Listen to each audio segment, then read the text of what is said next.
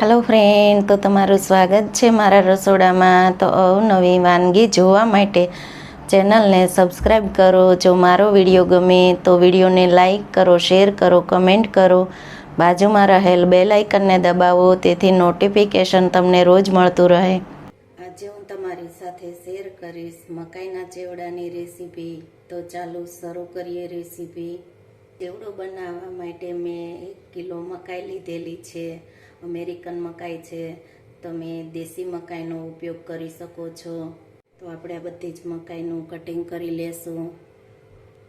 તો આપણે મકાઈનું કટિંગ કરી લેશું. તો મકાઈનું કટિંગ આપણે તો આ રીતે કટિંગ ઉપરથી પહેલાં આપણે કટિંગ કરી લેશું. તો બધી જ મકાઈનું આ રીતે આપણે કટિંગ કરવાનું છે. તો બધી જ મકાઈનું આપણે આ રીતે ઉપરથી કટિંગ કરી લેવાનું છે. અને તો આ રીતનું કટિંગ આપણે બીજી વાર કરી લેવાનું છે. તો આ કટિંગ કરશું તેને આપણે અલગ જ રાખશું. તો આ રીતનું ઝીણું કટિંગ આપણે કરી લેશું બધું. તો મકાઈનું આ રીતનું આપણે ડબલ કટિંગ કરશું. એટલે એને આપણે મકાઈને બાફવાની કે દાણાને બાફવાની ઝંઝટ વગર જ આપણે ચેવડો બનાવશું. તો હવે આપણે ચેવડાનો વઘાર કરી લેશું.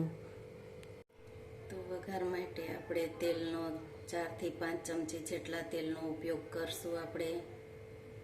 તો તેલ આપણું ગરમ થઈ ગયું છે. તો તેમાં આપણે આદુ મરચાંની પેસ્ટને ઉમેરી દઈશું. એમાં લીમડીના પાનને ઉમેરી દઈશું. ચપલી હિંગનો ઉપયોગ કરશું. અડધી ચમચી હળદર પાવડર. તો આને આપણે 1 મિનિટ સતળાવા દઈશું. 1 મિનિટ સતળાઈ જાય ત્યાર પછી આપણે તેમાં મકાઈના દાણાને એડ કરી દઈશું. અને આપણે તેલમાં જ સતળાવા દઈશું. આપણે આને મીડિયમ ગેસની ફ્લેમ ઉપર 5 મિનિટ સતળાવા દઈશું. 5 મિનિટ સતળાઈ જાય ત્યાર પછી તેમાં આપણે ઝીણું કટિંગ એડ કરી દઈશું. અને 5 મિનિટ માટે ઢાંકીને રાખી દઈશું. 5 મિનિટ જેવું થઈ ગયું છે. ચેક કરી લેશું. મકાઈ એકદમ સરસ એવી સતળાઈ ગઈ છે. તો આ રીતે તેલમાં મકાઈ સતળાશે તો ચેવડો એકદમ સ્વાદિષ્ટ એવો બનશે. તમે જોઈ શકો છો કે મકાઈ એકદમ સરસ સતળાઈ ગઈ છે. તો હવે તેમાં આપણે આ ઝીણું કટિંગ કરેલું છે તેને એડ કરી દઈશું. તેને આ રીતે આપણે મિક્સ કરી અને 2 થી 3 મિનિટ આપણે તેને સતળાવા દઈશું.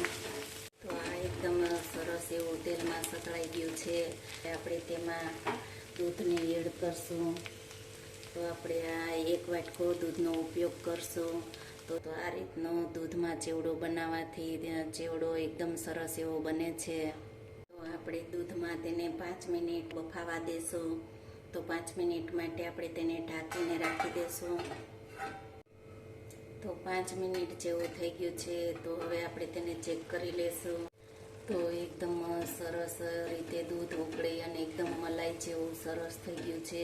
તો બનીને તૈયાર થઈ ગયો છે. આપણે સ્વાદ પ્રમાણે મીઠું એડ કરશું.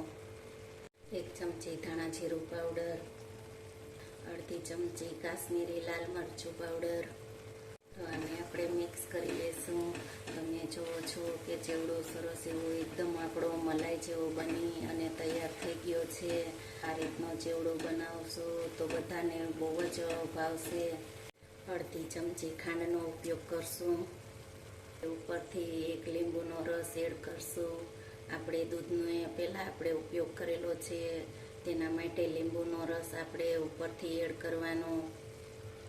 તમે આમાં ગરમ મસાલાનો ઉપયોગ કરી શકો છો.